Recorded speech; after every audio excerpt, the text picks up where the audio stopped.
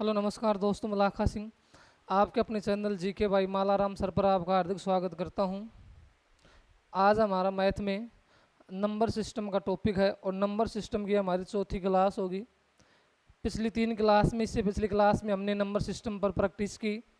उससे पिछली 2 क्लास में हमने नंबर सिस्टम में यूनिट डिजिट, उसके बाद एलसीएम, एचसीएफ और उसके बाद डिविजिबिलिटी कुछ नियम के बारे में सीखा। आज हमारी चौथी क्लास है और क्लास को शुरू करने से पहले मैं आपको बता दूं, यह क्लास दिल्ली पुलिस के अलावा Haryana police, Haryana D group, जितने भी एग्ज़ाम हैं सभी एग्ज़ाम के लिए बहुत ज़रूरी है, क्योंकि इस क्लास से हर एग्ज़ाम में एक क्वेश्चन ज़रूर फंसता है। इसलिए क्लास बहुत ही बढ़िया है। कॉन्सेप्ट भी आज क्लास में अच्छा होगा। अब हम आज क्लास की शुरुआत करते हैं। हमारा टॉपिक रहने वाला है नंबर सिस्टम। टॉपिक हमारा क्या रहने वाला है? Number system.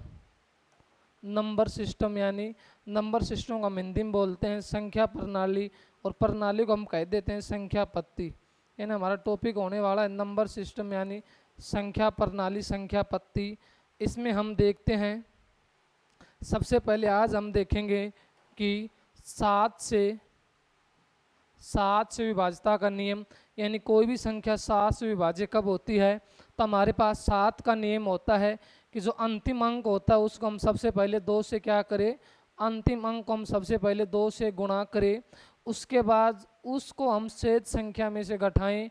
और इस प्रक्रिया को हमें तब तक करना है जब तक कि हमारी संख्या छोटी न हो जाए, और फिर हम इसको 7 से भाग देकर देखेंगे कि यह 7 से भाग जाएगा या नहीं।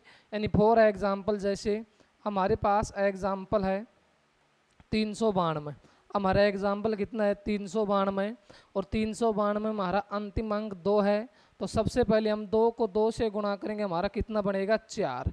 और अब हम 4 को शेष संख्या में से घटाएंगे। शेष संख्या मतलब इस संख्या को, इस अंक को छोड़कर इस अंक को छोड़ेंगे, हमारे पास कितना है? 39। 39 में से हम कितने को माइनस करेंगे? 4 को, तो हमारा कितना बनेगा? 35। अब हमारे पास जो 35 है, हम चेक करेंगे 35 7 से भाग जाता है नहीं, तो 35 7 से 5 बार में पूरा पूरा भाग जाता है। अगर 35 7 से पूरा पूरा भाग जा रहा है तो यह संख्या भी किससे भाग जाएगी? 7 से। एक और हम एग्जाम्पल की बात करें तो हमारे पास एग्जाम्पल है 2401। 2401 में हमारा अंतिम अंक कितना है? 1। तो सबसे पहले हम 1 को 2 से गुणा करेंगे, हमारा कितना बनेगा? 2। कितना बनेगा? 2। अब शेष संख्या में से इसको घटाना है, शेष का मतलब इस 1 को छोड़ेंगे, 1 को छोड़ेंगे, हमारे पास कितना बनेगा? 240। कितना बनेगा? 240। और 240 में से हमें कितना माइनस करना है? 2, तो हमारा कितना बनेगा? 238। अब या तो हम 238 को भाग देख लिए 7 से, अगर अभी भी हमें 238 क्या लगे? बड़ा लगे। 238 अभी भी अगर हमको बड़ा लगे तो हम क्या करें? 238 को और छोटा कर लें। तो हमारे पास 238 है, इसमें अंतिम अंक 8 है, 8 को हम 2 से गुणा करें, हमारा कितना बनता है? 16। और 16 को हम कितने में से माइनस करेंगे? 23 में। तो 23 में 16 को माइनस करेंगे, हमारा कितना बनेगा? 7। और 7 7 से पूरा पूरा भाग जाता है, तो हमारे पास 2421 से भाग जाएगा 7 से। दोबारा से अगर मैं 7 के नियम की बात करूं तो 7 का नियम क्या कहता है? जैसे हमारे पास संख्या है 2401, इसमें हमारा अंतिम अंक यानी इकाइक अंक 1 है, 1 को 2 से गुणा करेंगे, हमारा 2 बना। और हमारा देखो 1 को छोड़कर हमारी संख्या कितनी है? 240। 240 में से हमें 2 माइनस करना, हमारा कितना बनेगा? 238। 238 जो हमारे पास एक तरह से बड़ी संख्या है, तो 238 में हमारे पास अंतिम अंक 8 है, हम 8 को 2 से गुणा करिए, हमारा कितना बनेगा? 16। और 8 को छोड़कर हमारी संख्या कितनी है? 23। 23 में से हम 16 को माइनस करेंगे, हमारा 7, और 7 7 से कटता है, और 7 7 से कटता है तो यह संख्या भी किससे कटेगी? 7 से। तो ये हमारा 7 का नियम है। आगे हम बात करें, हमारा 8 से विभाज्यता यानी 8 का नियम क्या होता है? तो एक संख्या 8 से भाग जाएगी यदि संख्या के अंतिम 3 अंक 8 से भाग जाएं। यानी हमारे पास कोई भी संख्या है, कितनी भी बड़ी हो, वह 8 से भाग कब जाएगी? यदि उसके जो अंतिम 3 अंक हैं, अंतिम 3 अंक किससे भाग जाएं? 8 से भाग जाएं। फॉर एग्जाम्पल, जैसे हमारे पास संख्या है, हमारे पास संख्या है ये, यानी 7,93,512। 7,93,512 को हमें चेक करना है कि यह संख्या 8 से भाग जाएगी या नहीं। तो हमें क्या करना? अंतिम 3 अंक लेना। अंतिम 3 अंक हमारे पास हैं 2, 1 और 5, और 2 1 5 से हमारी संख्या बनती है 512। तो सबसे पहले हमें चेक करना है कि 512 8 से भाग जा रहा है नहीं। तो 8 से अगर काटेंगे तो 8 एकम 8 और 8 से क्या 48, 6 पर, और 51 में से 48 माइनस करेंगे 3, ये 32 बनेगा, और 8 चौक 48, यानी ये 8 से पूरा पूरा कटता है कितनी बार में, 64 बार में। अगर 512 8 से पूरी पूरी बार कटता है तो यह संख्या भी 8 से पूरी पूरी भाग जाएगी। और यही 8 का नियम है कि जब भी हमारे पास 8 का क्वेश्चन आए, 8 से भाग देना क्वेश्चन, हमें क्या करना है, हमारे पास जो अंतिम 3 अंक हैं उनको 8 से भाग देकर देखना है। अगर वो 8 से पूरा पूरा भाग जा रहे हैं तो संख्या भी किससे जाएगी, 8 से। आगे हमारे पास है 9 से विभाज्यता, यानी कोई भी संख्या 9 से भाग कब जाती है। तो एक संख्या 9 से विभाज्य होती है यदि अंकों का योग 9 से विभाज्य हो, यानी कोई भी संख्या 9 से भाग तब जाएगी जब जो हमारी संख्या के अंक हैं सभी अंकों का जोड़ 9 से भाग जाए। फॉर एग्जाम्पल जैसे मैं बात करूं, हमारे पास कोई संख्या है जैसे ये 2304, 2304, हमें चेक करना है कि यह संख्या 9 से भाग जाएगी या नहीं। तो सबसे पहले हमें अंकों का योग करना है। तो हमने अंकों का योग किया, 3 और 2 5 और 5 और 4 9। तो अंकों का योग हमारा कितना बने, 9 बना। और 9 को जब हम 9 से भाग देते हैं तो पूरा पूरा भाग जाता है। अगर अंकों का योग 9 से भाग जा रहा है तो यह संख्या जो हमारे 2304 है किससे भाग जाएगी, 9 से। एक और अगर मैं एग्जाम्पल की बात करूं, 3 5, हमारे पास एग्जाम्पल यह है 1224। हमें चेक करना है कि यह 9 से भाग जाएगा नहीं। तो हमें करना है अंकों का योग। अंकों का हम योग करेंगे तो 4 2 6, 6 2 8 और 8 1 9। हमारे पास अंकों का योग 9 बना और 9 9 से भाग जाता है। तो यह संख्या भी किससे भाग जाएगी, 9 से। तो जब भी हमारे पास क्वेश्चन 9 का आए तो हमें कुछ नहीं करना, हमें करना है अंकों का जोड़। और अंकों का जोड़ अगर 9 से भाग जाए तो संख्या भी किससे भाग जाएगी, 9 से। अगला हमारा नियम है कि 11 से विभाज्यता, यानी कोई संख्या 11 से भाग कब जाएगी। तो 11 का हमारे पास नियम होता है कि यदि विषम स्थानों पर अंकों का योग, यानी विषम स्थान का मतलब हमारी कोई भी संख्या है, विषम का मतलब जो हमारा पहला अंक, तीसरा अंक, पांचवा, इस तरह से। यानी यदि विषम स्थानों पर अंकों का योग और सम स्थानों पर अंकों के योग का अंतर या तो हमारा क्या हो, 0 हो या 11 का गुणक हो, तो वह संख्या हमारी 11 से भाग जाती है। फॉर एग्जाम्पल जैसे हमारे पास एग्जाम्पल है, ये हमारे पास एग्जाम्पल है 4,65,487।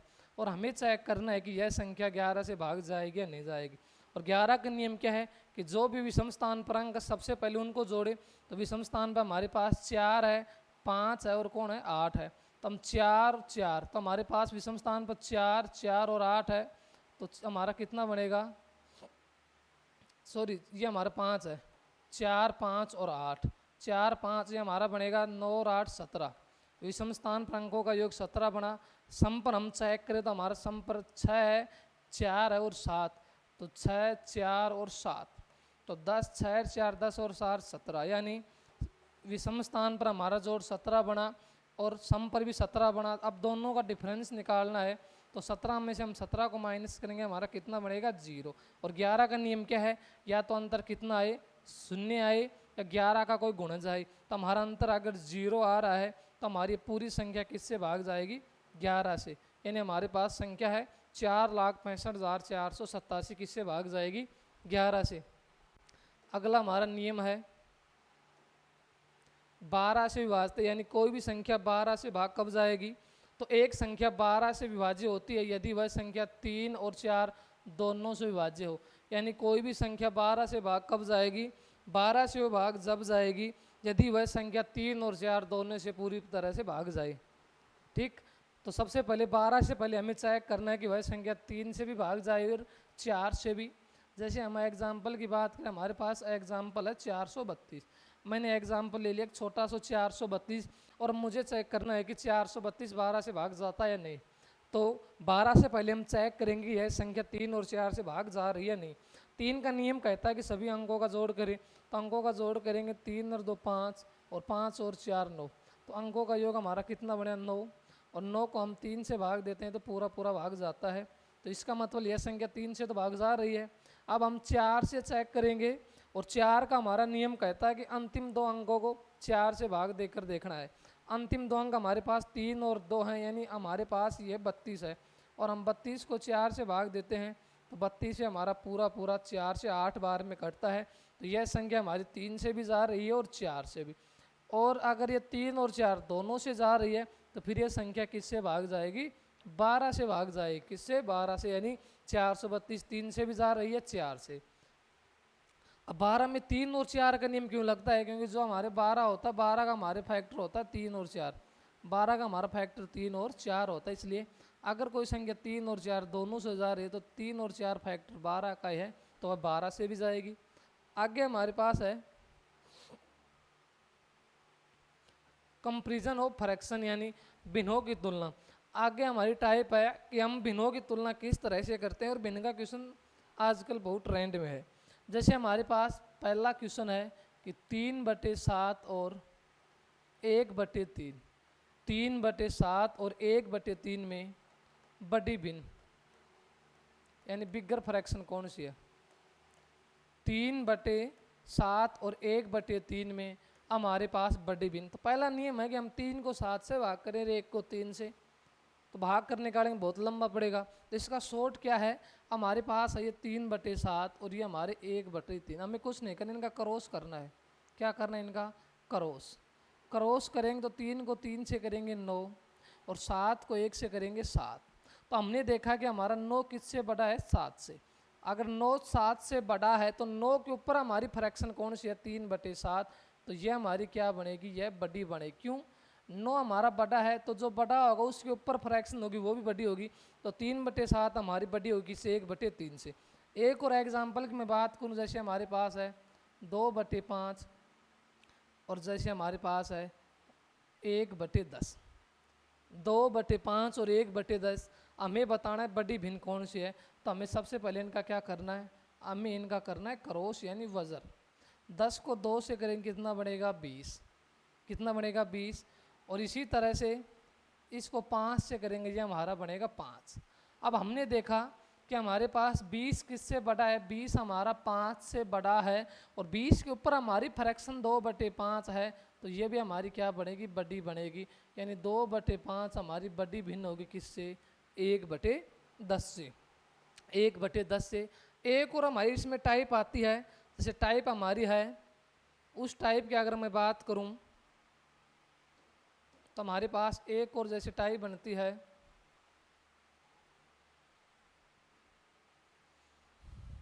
जैसे हमारे पास भिन्न है 15/16, 18/19, 35/36 और 41/42।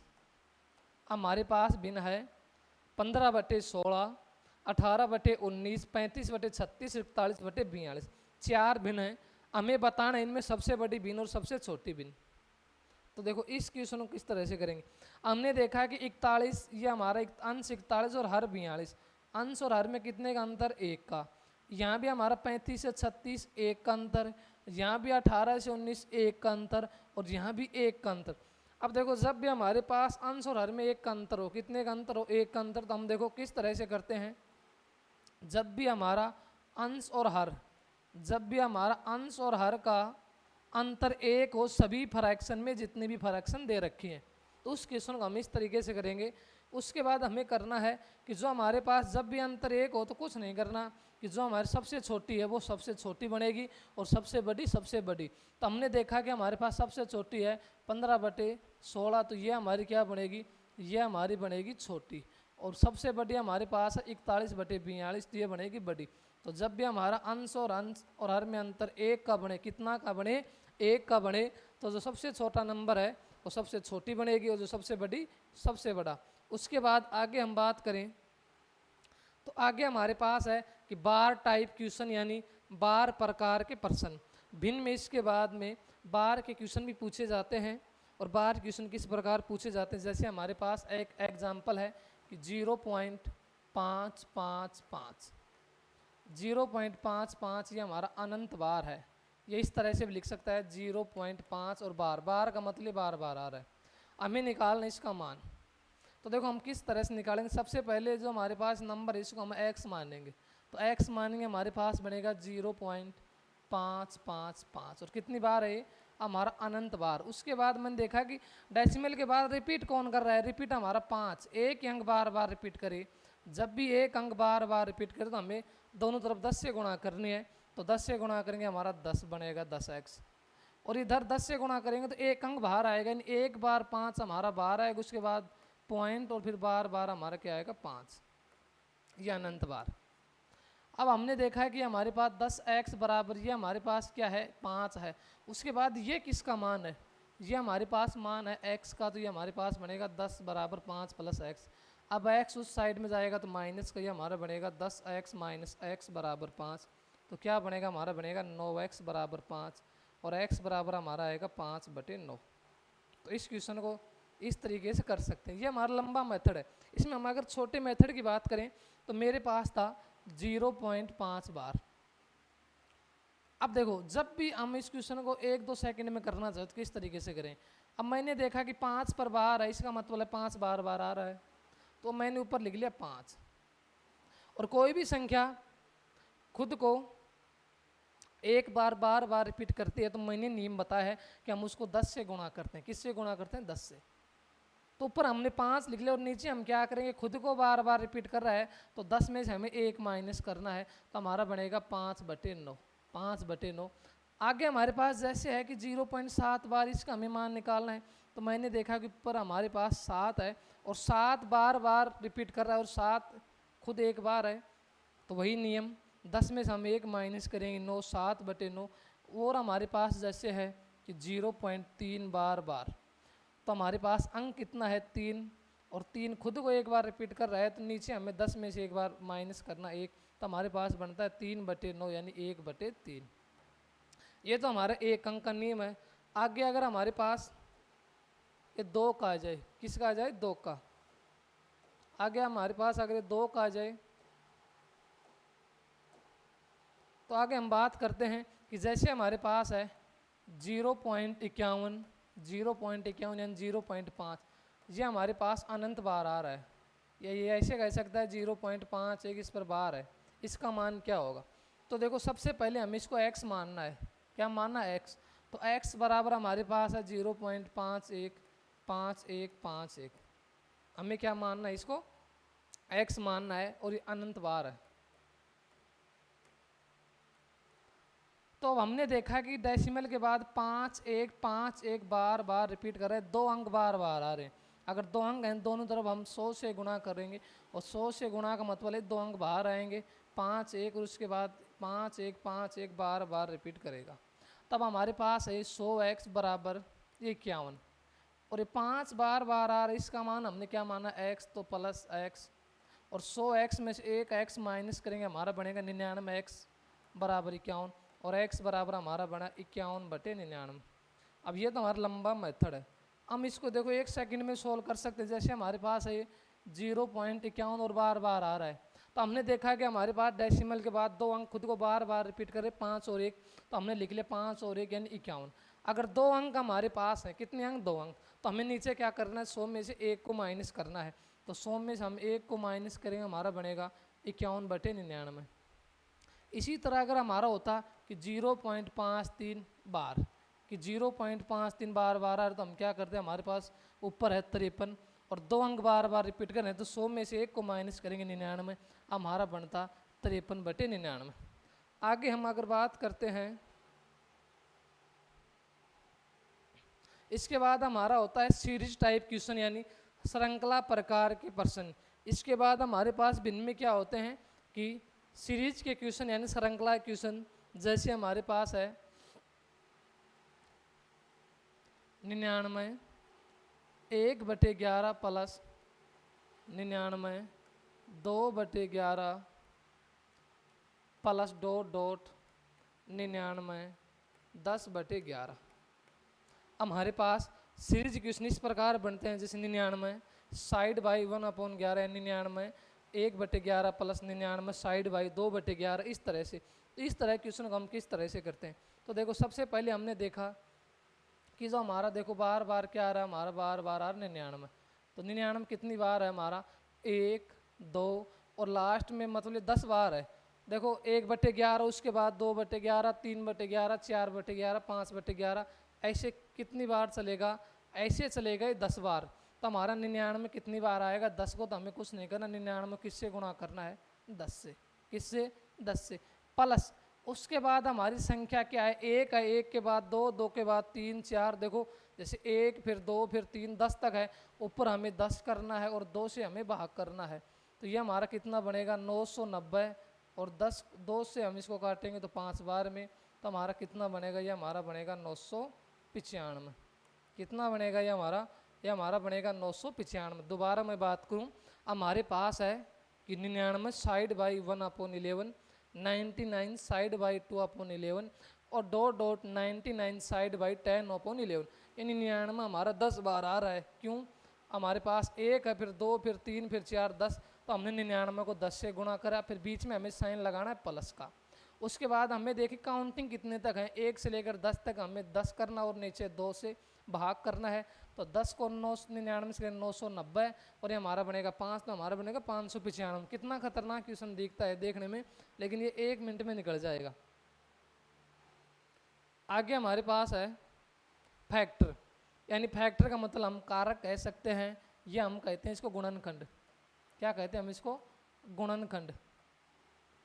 फैक्टर। तो किसी भी जो हमारे कोई भी नंबर है उसके फैक्टर का हमारे पास सूत्र होता है a की पावर p गुणा b की पावर q गुणा c की पावर r गुणा d की पावर s। इस तरह से चलते हैं। और जहाँ हमारे पास जो a b c और d है, a b c और d, a b c और d हमारी क्या है? अभाज्य संख्या है। हमारी क्या है? अभाज्य संख्या, यानी हमारी प्राइम नंबर है। ठीक। अब इसका मतलब क्या है?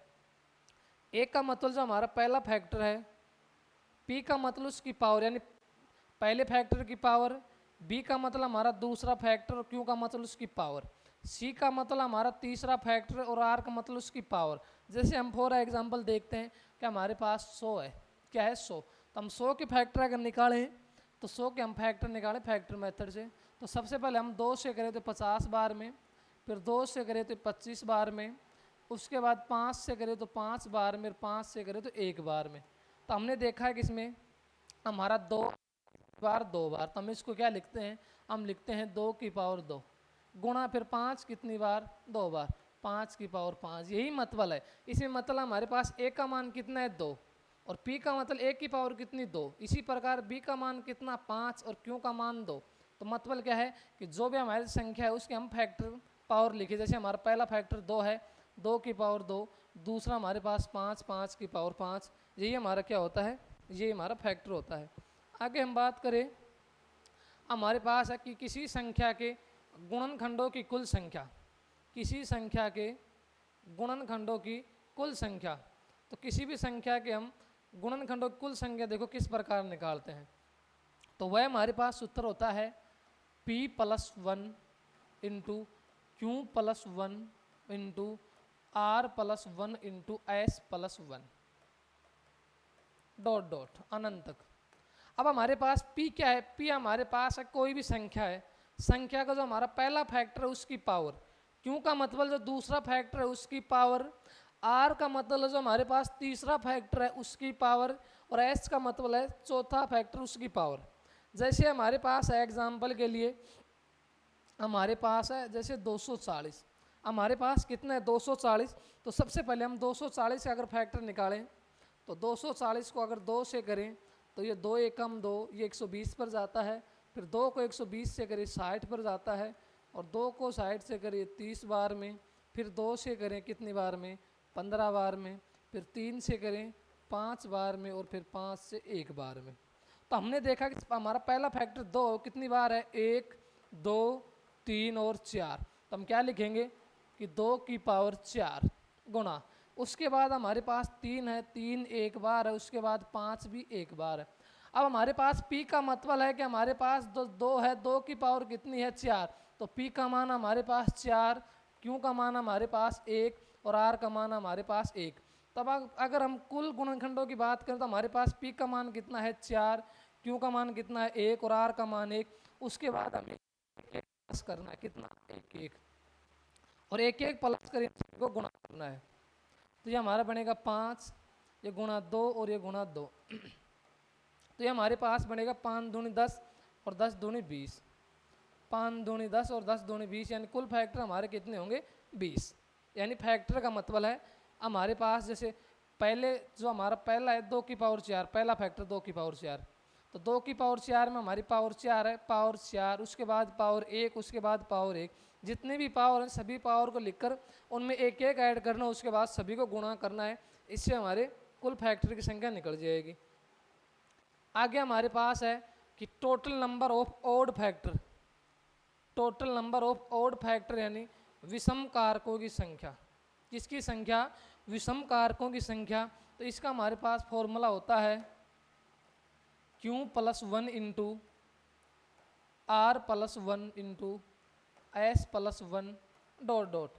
अब हमारे पास Q R S का मतलब क्या है कि जब भी हमारे पास कोई संख्या है उसके हम फैक्टर करते हैं। क्या करते हैं? फैक्टर। और फैक्टर भी हमारे पास कोई ओड हो। क्या फैक्टर हो? Odd factor. तो हमें ओड फैक्टर लेना है और ओड फैक्टर की पावर में हमें एक एक प्लस करना है। फॉर एग्जांपल जैसे हमारे पास 120 है, हमारे पास 120 है, 120 में हमें ओड फैक्टर निकालने हैं। तो 120 को हम सबसे पहले 2 से करेंगे तो ये 60 बार में, फिर 2 से करेंगे 30 बार में, 2 से करेंगे 15 बार में, 3 से करेंगे 5 बार में और 5 से करेंगे 1 बार में। तो हमारे पास बना 2 की पावर 3, 2 की पावर 3 गुणा, उसके बाद हमारे पास बना 3 की पावर 1 गुणा, उसके बाद हमारे पास कितना बना? 5 की पावर 1। अब जब भी हम ओड की बात करें तो हमारा फैक्टर भी ओड होना चाहिए, विषम होना चाहिए। हमारा 2 ये इवन है तो हमें 2 को नहीं लेना। 2 हमारा क्या है? इवन, तो 2 को हमें नहीं लेना। उसके बाद हमारे पास 3 भी ओड है और 5 भी ओड है, तो हमें ओड की पावर लेनी है। जब भी विषम कारक की बात करें, ओड फैक्टर की अगर बात करेगा, total number of odd factor, तो हमारा जो फैक्टर है वो भी ओड होना चाहिए। यानी 2 हमारा इवन है तो हम इवन को शामिल नहीं करेंगे इसमें। हमारे पास 3 है और 5 है, हमारा ओड है। अब 3 की पावर हमारे पास 1 है और इसी तरह हमारे पास 5 की पावर 1 है और पावर में हमें 1 प्लस करना है। कितना प्लस करना है? 1। तो हमारा 1 और 1 ये 2 और ये 2, तो 2 गुणा 2। तो इसमें टोटल ओड फैक्टर कितने बनेंगे? टोटल ओड फैक्टर 4 बनेंगे। जब भी ओड फैक्टर की बात करें तो जो भी हमारे पास संख्या है उसके हम सबसे पहले उसको तोड़ेंगे, यानी उसके प्राइम फैक्टर करेंगे। और प्राइम फैक्टर भी हमें ओड लेने हैं, इवन को हम शामिल नहीं करेंगे। यानी केवल ओड ओड की पावर को लिखेंगे, उसमें 1 प्लस करेंगे, सभी को गुणा करेंगे, उससे हम विषम कारक निकालेंगे। आगे हमारे पास है कि total number of even factor यानी सम गुणनखंडों की कुल संख्या। आगे हमारे पास किसकी बात है? इवन फैक्टर की। तो हम इवन फैक्टर में जब भी बात करते हैं हमारे पास फॉर्मूला होता है P into Q plus 1 into R plus 1 into S plus 1। P का मतलब क्या होता है? P का मतलब होता है हमारे पास जो पहला प्राइम फैक्टर उसकी पावर, Q का मतलब दूसरा फैक्टर की पावर, R का मतलब तीसरा फैक्टर की पावर और S का मतलब चौथे फैक्टर की। फॉर एग्जांपल जैसे मैंने ले लिया 300, कितना ले लिया? 300। तो 300 को सबसे पहले प्राइम फैक्टर करेंगे, 2 से करेंगे 150 बार में, फिर 2 से करेंगे कितने बार में? 75 में। उसके बाद 3 से करेंगे तो 25 बार में, 5 से करेंगे तो 5 बार में और 5 से करेंगे तो 1 बार में। तो हमारे पास 300 के जो फैक्टर बने, प्राइम फैक्टर हमारे पास क्या बना? सबसे पहले 2 आ रहा है 2 बार, उसके बाद 3 1 बार और उसके बाद 5 2 बार। अब इसका मतलब क्या है? जो हमारी पहली पावर उसका मतलब P, दूसरी पावर का मतलब Q और तीसरी पावर का मतलब R। तो सबसे पहले हम बाहर क्या लेना है? P। तो P का मान हमारा 2 है। उसके बाद Q का मतलब है 1, उसमें हमें 1 प्लस करना है। उसके बाद R का मतलब 2 और प्लस 1, तो ये हमारा बनेगा 2 इंटू 2 और 2 और 1 3, तो 3 दूनी 6 और 6 दूनी 12। इस तरह से हम निकालेंगे इवन फैक्टर यानी सम फैक्टर। जब भी सम फैक्टर की बात करें तो सबसे पहले P का मतलब है जो हमारा पहला फैक्टर है उसकी पावर को हमें गुणा में लिखना है। उसके बाद आगे जो भी हमारे पास है, आगे जो भी हमारे पास फैक्टर है सभी की पावर लिखकर उनमें एक एक ऐड करना है। उसके बाद हमारे पास क्या आ जाएगा? Even function, even factor. आज क्लास हमारी यहीं तक रहेगी और मैं आशा करता हूँ कि क्लास शानदार रहेगी और आप चैनल को ज़्यादा से ज़्यादा लाइक शेयर सब्सक्राइब करते रहिए। धन्यवाद।